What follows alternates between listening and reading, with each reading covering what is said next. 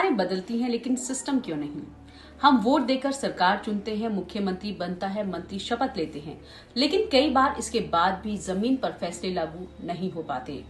इसकी एक बड़ी वजह है राज्यपाल और राज्य सरकार के बीच चल रहा पावर क्लैश, जो आमतौर पर टीवी डिबेट्स में सिर्फ सतही तौर पर दिखाया जाता है।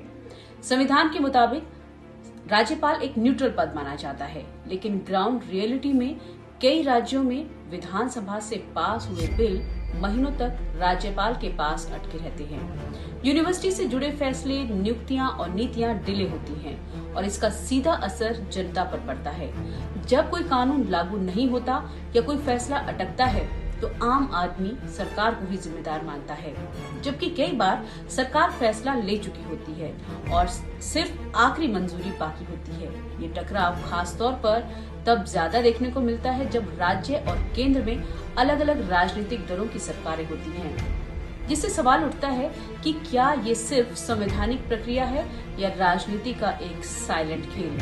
संविधान कहता है कि राज्यपाल को मंत्री परिषद की सलाह पर काम करना चाहिए, लेकिन विवेकाधिकार की व्याख्या अक्सर विवाद की वजह बन जाती है।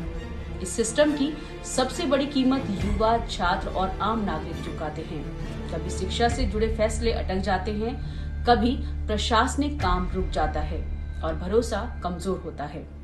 असली सवाल ये नहीं कि राज्यपाल सही है या सरकार, असली सवाल ये है कि जब जनता ने वोट दिया है तो क्या उसके फैसलों को बिना साफ जवाबदेही के रोका जाना लोकतंत्र के लिए ठीक है?